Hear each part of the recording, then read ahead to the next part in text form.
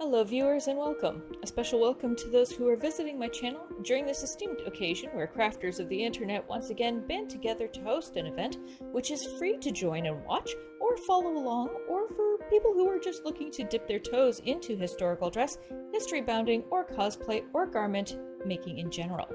This video is brought to you during the event of Cozy 2022, or better known as the Costume Symposium, which runs this year through Thursday, August 25th to Sunday, August 28th, 2022. Even if you don't catch this video when it's posted, don't worry, it'll be here for future reference. Before we get started, I would like to thank all of the creators who helped collaborate and provide ideas and footage for this video. For all of their socials and YouTube channels, please see the description box below. For this video today, we'll be talking about patchwork, piecing, and pockets. I bet you're wondering how all of these are connected. Let's start at the beginning, being essentially the very early history.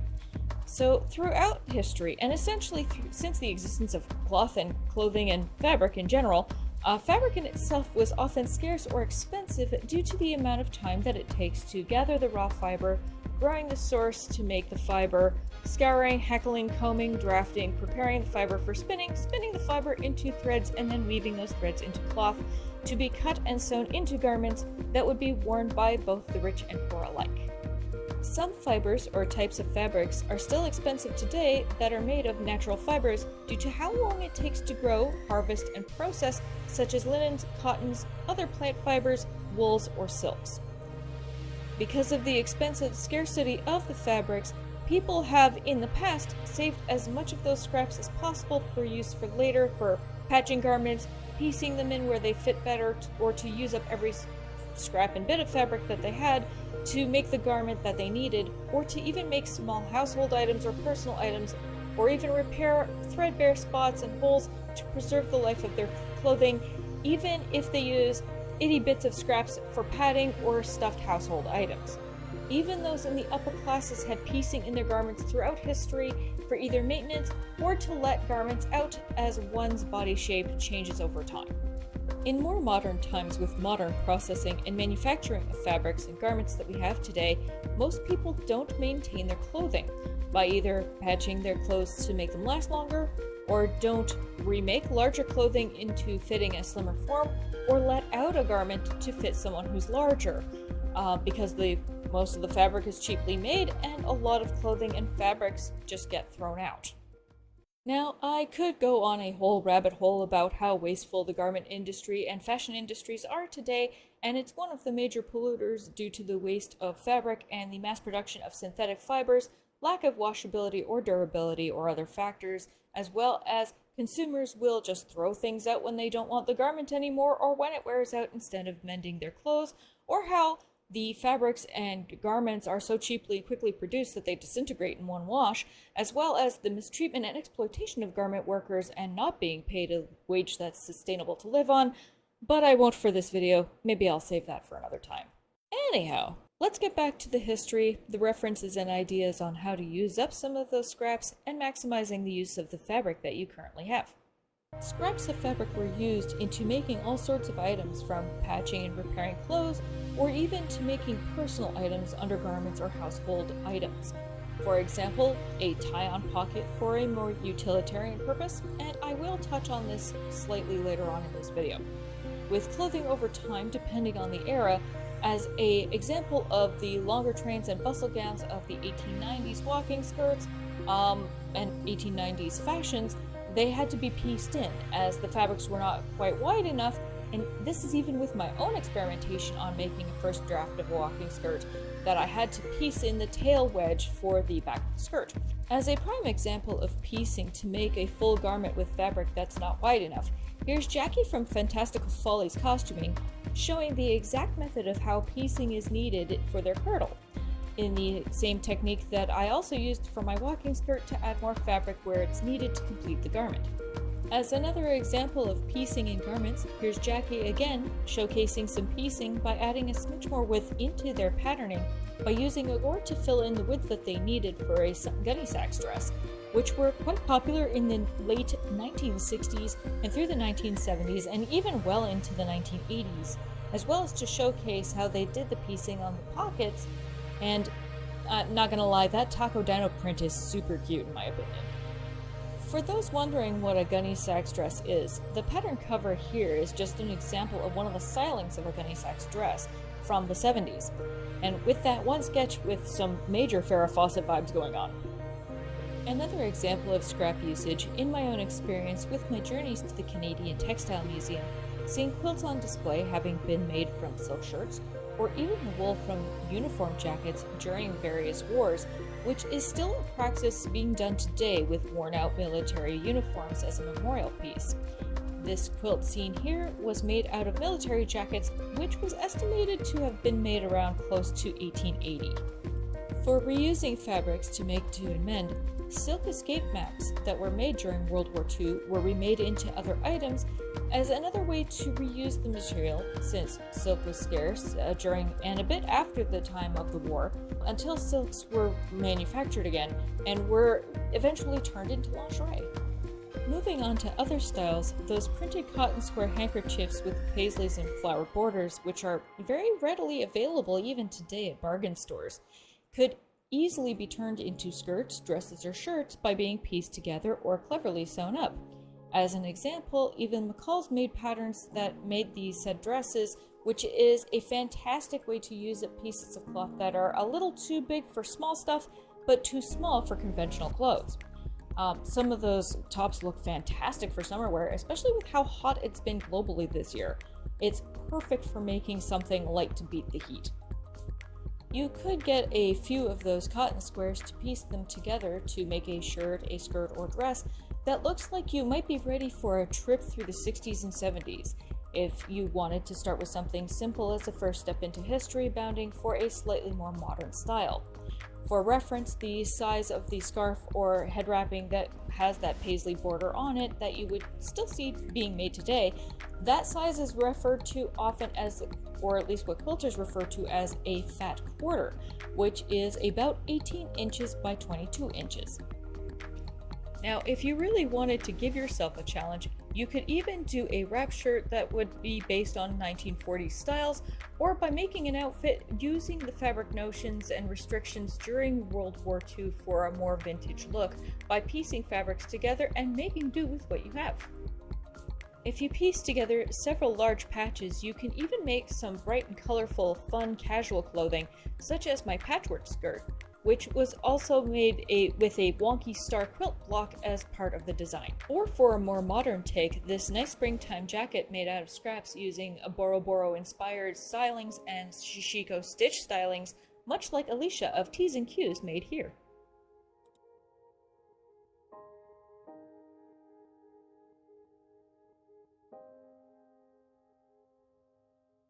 Another project that you can do is, if you don't have enough of a one color fabric but it's all the same type of fabric, you could mix and match the pieces to do, say, a lining for a cape. This cape I'm still working on as I had to put the project on hold, but I'm sure it'll look amazing when it's done with all the contrasting colors from the outside and the inner lining. Now, if you wanted to go more Regency, if you're feeling that Jane Austen vibe, you could always use scraps to make a reticule, such as this one that Jeanette from A Perfect Touch had made.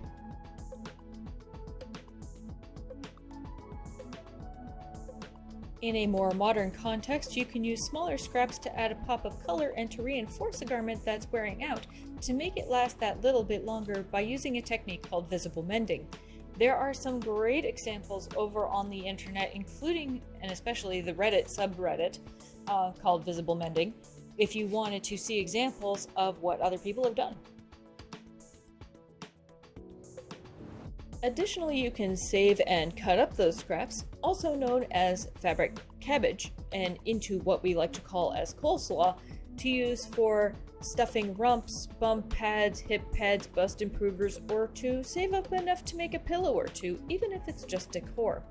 It takes a little bit more effort, but it could save you some money and possibly the environment, rather than using a filling stuffing that won't break down or decompose and keeping anything that's synthetic out of the landfills a little longer.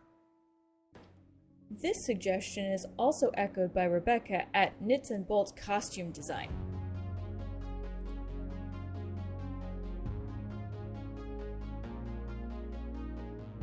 Or for those of you who aren't sure where to start, or if you just want to make something utilitarian to wear, you can start by making a tie-on pocket by using those little scraps that you have. Using quilting patterns or techniques to make something that's personal and fun to either keep for yourself or to give to a friend who's been looking into earlier fashions. Tie-on pockets were originally used for a utility purpose to be used under petticoats during the 18th century fashions, or if you would like to for a more modern and practical approach, you can just wear it if you don't have pockets in your shorts to take what you need with you, say to the laundry room while you're doing household chores or working around the house. I particularly find it very handy for my phone. Now, if you need something that's a little bit more for a utility purpose with lots of pouches, you could make a utility pocket to keep all of your tools on you while you're working, as seen by being made here by Jeanette at A Perfect Touch.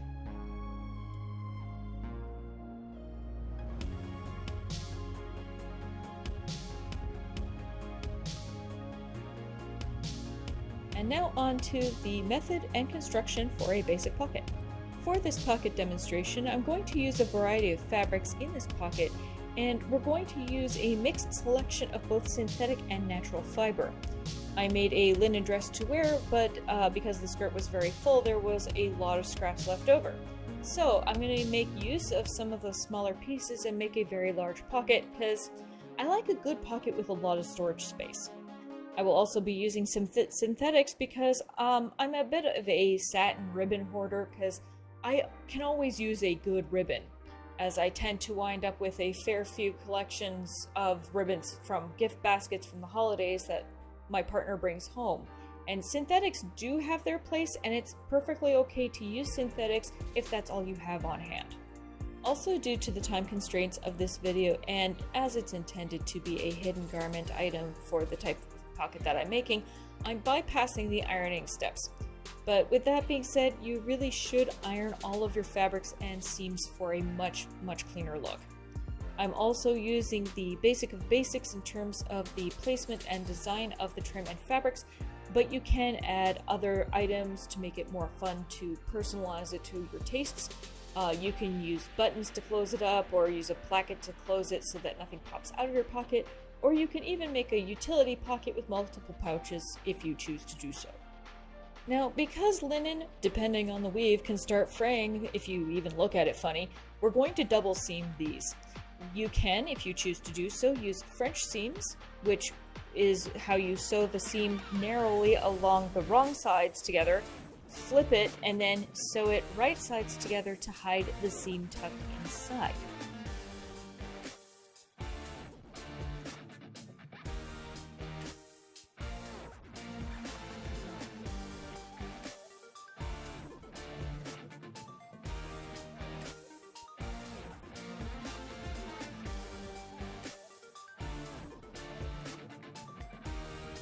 Or additionally, you can zigzag stitch over top, which is what I'm going to do here for the visual example, but you can also pink the seam allowance to avoid it from fraying.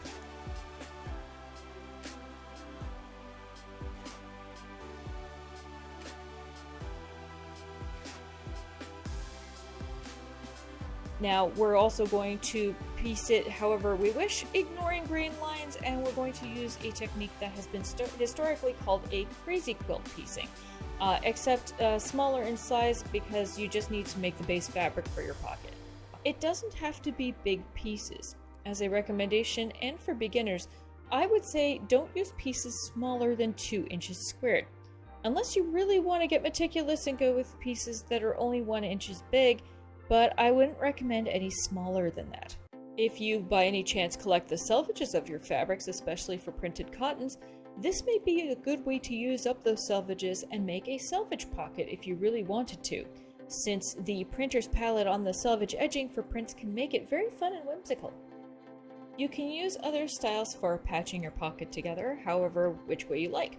You can use a square patch motif, a star motif, other types of motifs. You can even use applique for a bit of fun design. The idea is to use what you have available to you and what you have in your scrap stash and see where your creativity takes you. You can go as simple or as intricate as you like, And you can also even embroider a design on top if you really want to. These measurements are for when the seams are finished. So for any measurements that you make for your own pocket, always be sure to give yourself some seam allowance when making your pocket. If this is a bit too big for you, you can make it smaller as you need to suit your needs and to suit your hands with your own proportions. So to start with your base, you will want to make two pieces that are about the same size for your pocket. So you have one front side and one back side. Once you have the general size that you will need for your pocket pieces, then you will want to make it pocket shaped. You can use either pear or trapezoid or square with a slit down the middle of one of your pieced pieces of the fabric for the opening at the center front, which is going to be big enough for your hand to get in easily or out of your pocket. And next we're going to take some of this wide gold ribbon and we're going to use it as if it was bias binding tape, twill tape, or a length of fabric that would be used to bind the seam of the slit. You can use any long strip of fabric so long as it will wrap easily around the cut edge of the slip for where your hand will go. And you'll also need some space to tuck it under if you would like, much like you would with bias tape as an example. In this demonstration, since the edging of the ribbon won't fray, I'm going to pin this along the slit, sew it down from the inside of the pocket, and wrap it around the outside and sew it into place.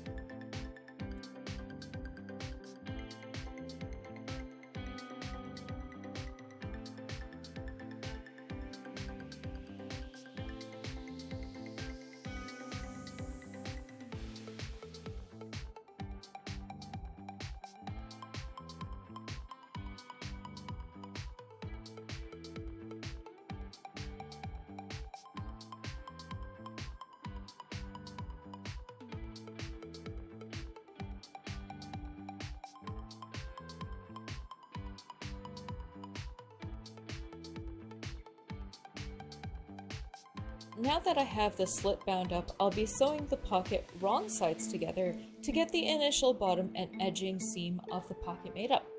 Why I'm doing this, I will go over that very shortly.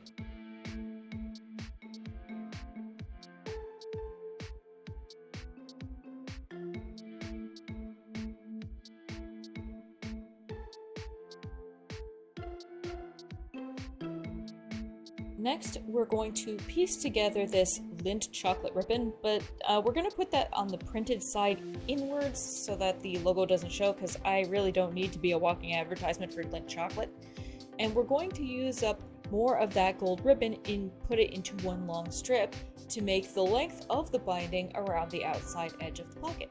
Then, much like the slit for the pocket, we're going to sew the back side of the pocket first. Wrap the edge under this time for a narrower seam, and then tack it down and sew the edging on top.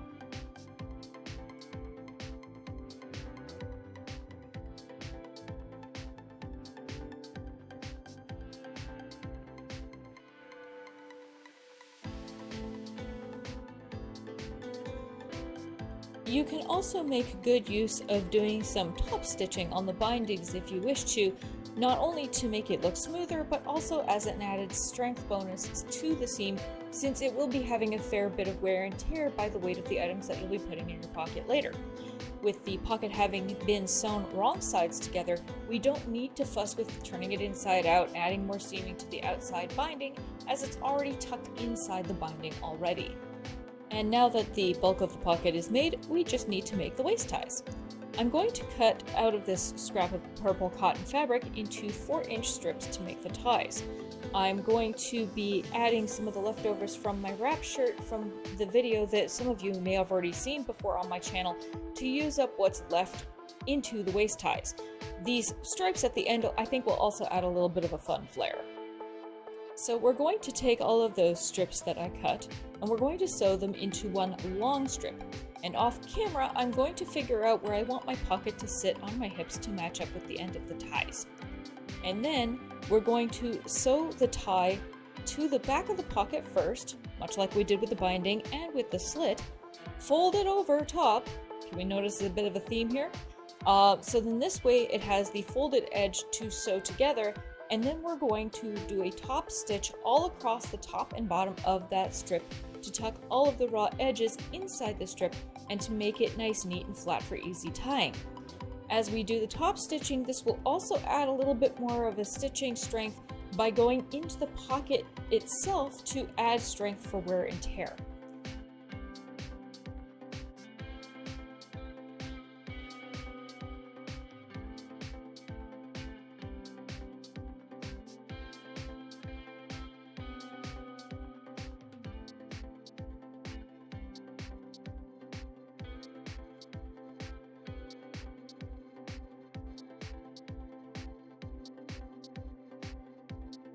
And now the pocket is done and ready to wear.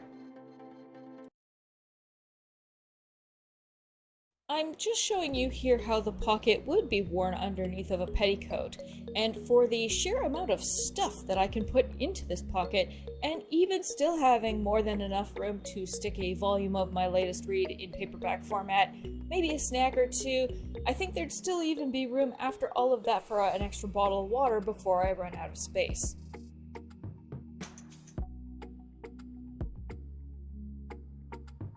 I hope this little tutorial and examples of scrap busting will help to inspire you with your own creations.